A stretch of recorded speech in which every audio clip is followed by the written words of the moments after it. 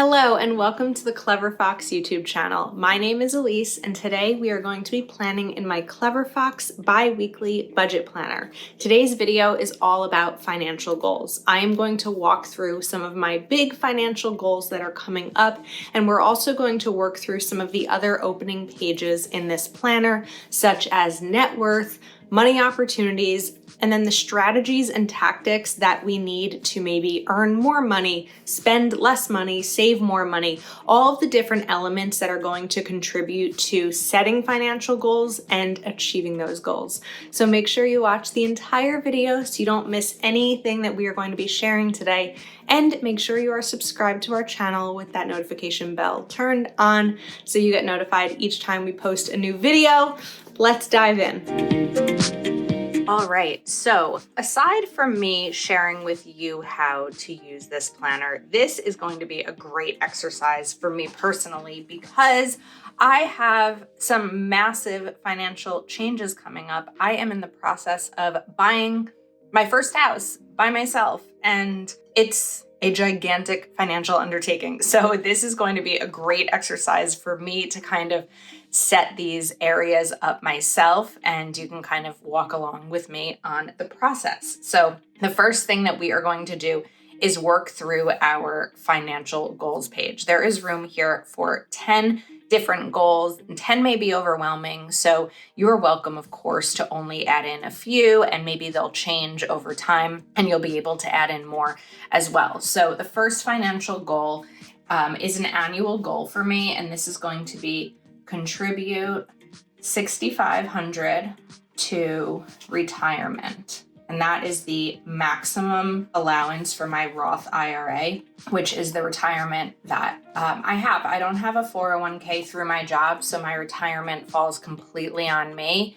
And so that's really important for me. The other thing that I've been trying to do, and hopefully will still be able to do, is save 10% of each paycheck. That's something that I've been working on this year. Last year, it was a little bit of a smaller amount, and being able to do it this year has been really great. As I said, I'm hopeful that I still will be able to, but with buying a house, my finances are definitely going to change. Now, there's other savings things that I want to focus on. So there's one area of the home that I would like to renovate, and I estimate that it'll cost me about $5,000. So let's write work on sinking fund, and I think it's going to take a long time, of $5,000 for bathroom renovation. Now, $5,000, I know for a bathroom is not a lot. However, this is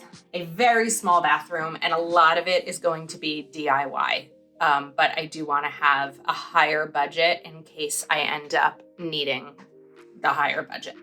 Then the other thing that's going to be big, and a lot of this for me is going to be home ownership, but I have things for an apartment. I have apartment-sized furniture. I have pieces for my apartment. I don't have pieces to furnish an entire home. And while I'm not looking to do that immediately, I do want to have, we're going to write ongoing sinking fund for, let's write home furnishings.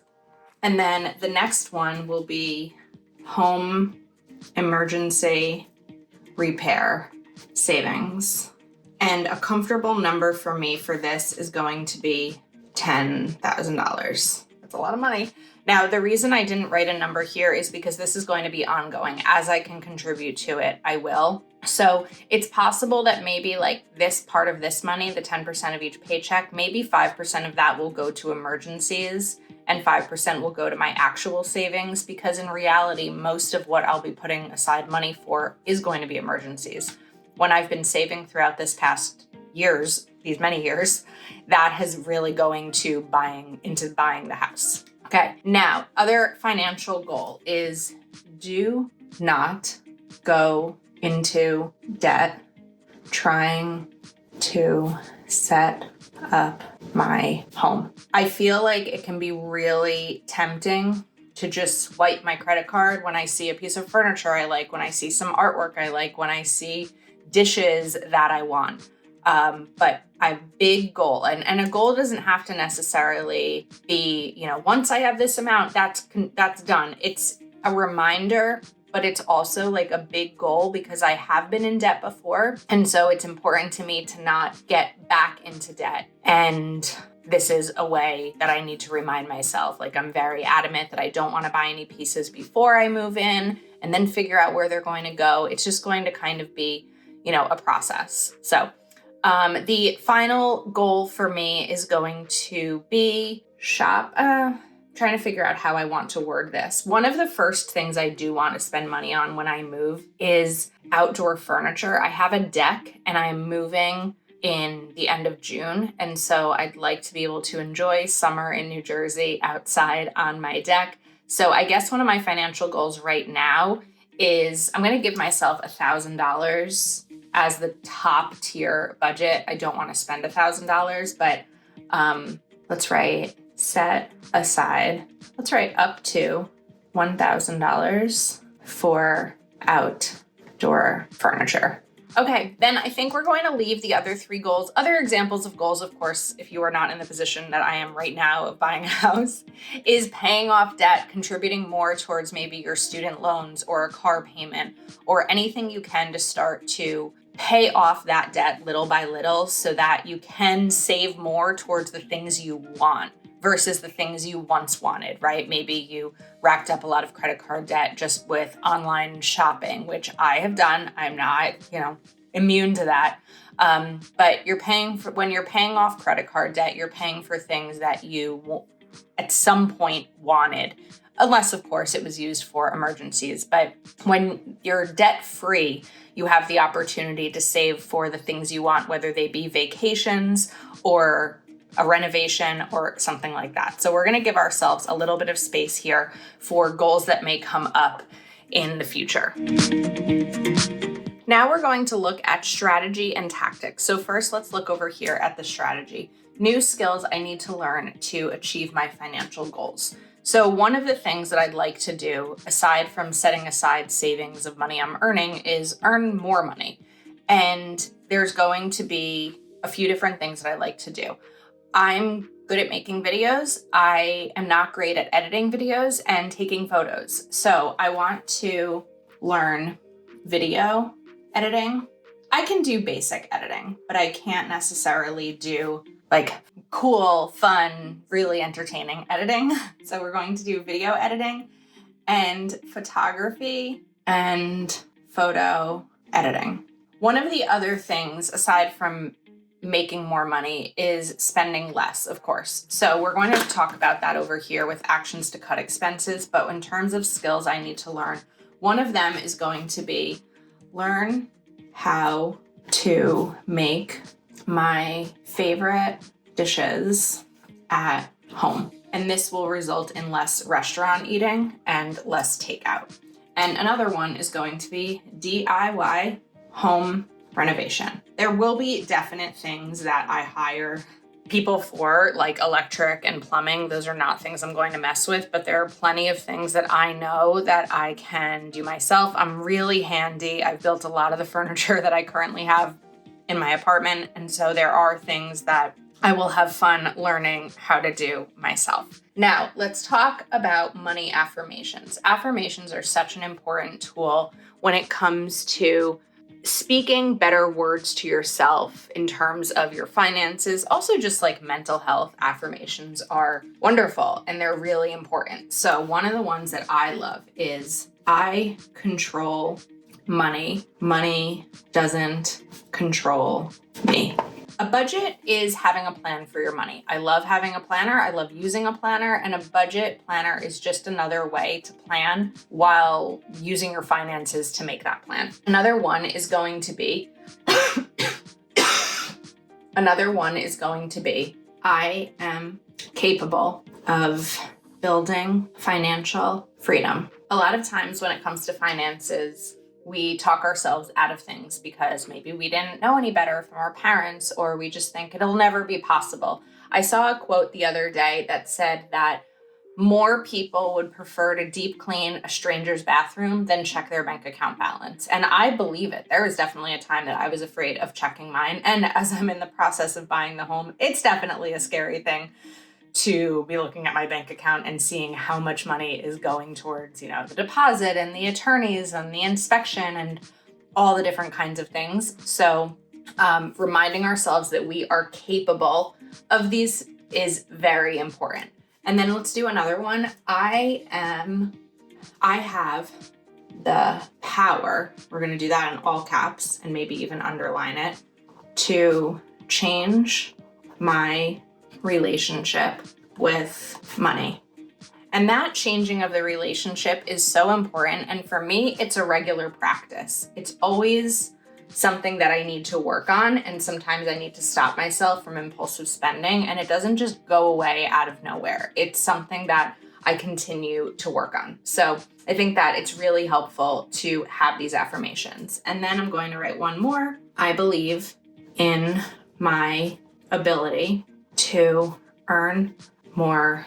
If I want to earn more money, I have to believe in my ability to do so. Okay, now let's talk about actions I will take to earn more money. So we're going to write, once I'm more confident in my photo and video skills, I will branch out to platforms where I can be hired for contract.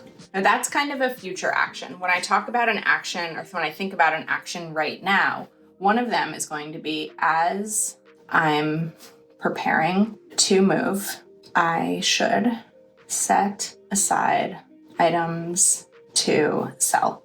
I have plenty of things in my current apartment, especially when I think about what might not fit in a future home or my future home, that I can sell. Actions I will take to cut my expenses. There's a couple actions I can think of. So meal planning, meal prep.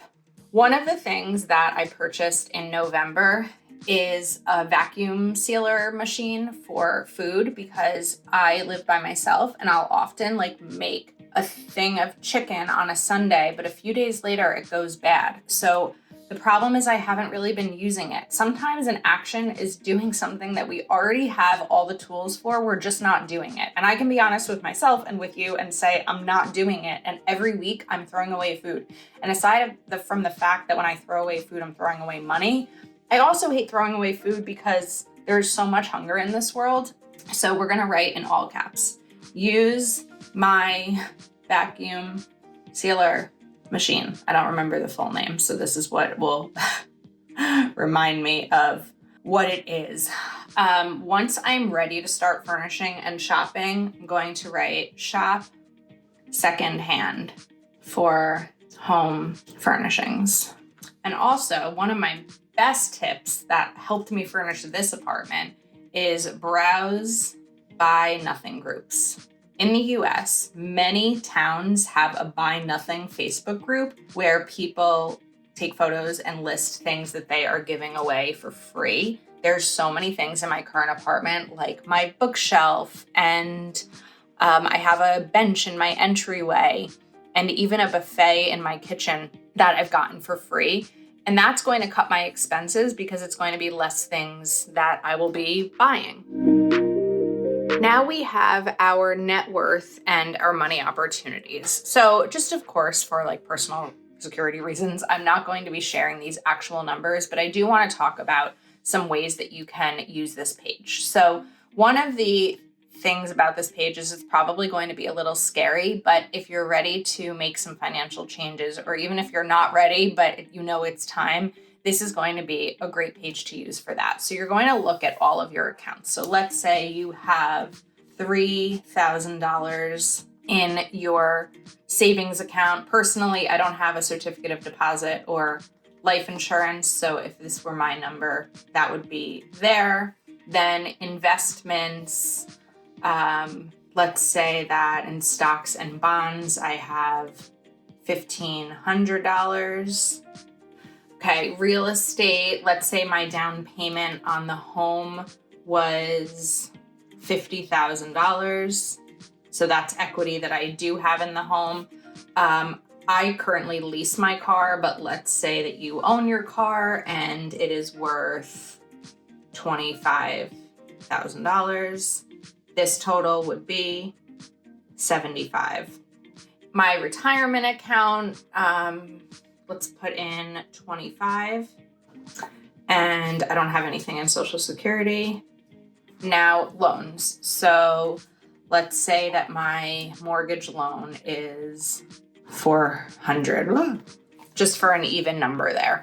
And pretend for this that I've paid off my car. So this is my only loan, or we can do student loans, right? So many people have student loans. So let's say there's $50,000 left. In the student loans, the total is going to be $450,000. Now let's say we have $3,500 in credit card debt, and we'll write $3,500 here. So this is where we are going to calculate the total of all of these less the liabilities. All right, the total assets are $104,500, and then we are going to be at $558,000 for the liabilities. So the net worth is going to be negative, which happens when you carry a mortgage. So we're going to subtract it, and the net worth will be negative $453,500.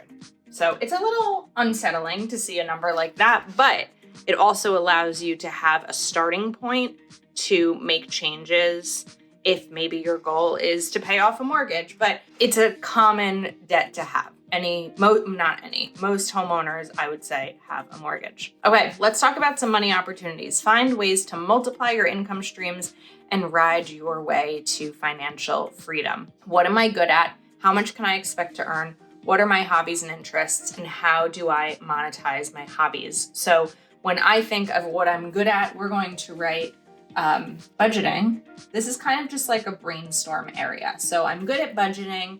I'm good at talking to people. There's a way to combine those. About finances. And I'm good at networking and being creative in my planner. How much can I expect to earn? I don't necessarily know this answer. This may be a research thing. This may be, it depends on where you are and how much experience you have. So maybe we can use this as sort of like a goal of how much to expect to earn. Let's say a goal here could be $500 per month. Or you could even do it per job, right? Let's say you're really good at painting homes and you want to pick up side work on painting homes, which is a really popular and great way to earn extra money. Maybe you can write like how much you can earn per job and think of how many jobs you might be able to schedule within a month over here. What are my hobbies and interests? I am interested in a lot of these things. My hobbies and interests, I love talking about planners and how to use them and how to organize your life. So we're going to write organizing, planning, creative ways to express myself. Now, I love taking photos and videos, even though the editing part is not what I'm the best at, but we're going to write photography, spelled that wrong, and videography. Oops, spelled that wrong too. And then how do I monetize my hobbies? For me, a lot of those are going to be consulting, and we can even write social media. Now, of course, these are going to change based on what your hobbies are, but the best way for me to share with you how to use these pages is how I would personally use these pages. It's just going to make the most sense. So we have a lot of big plans here. We have our money opportunities, my net worth example, my strategy, my tactics, and of course, my financial goals with some room for more and some room to change them. Another example of a financial goal could even be getting a raise at your current job, or just finding a way to earn more money at your current job. Maybe it means finding a new job. So this is just, again, the bi-weekly budget planner. Of course, you can pick up this planner over at cleverfoxplanner.com. This is a wonderful planner to set up your budget, especially if you are paid bi-weekly. I hope that this video is helpful. Let us know your thoughts in the comments, and make sure you're subscribed to our channel with your notifications turned on so you get notified each time we post a new video. Thank you so much for spending time with us today, and we will see you soon.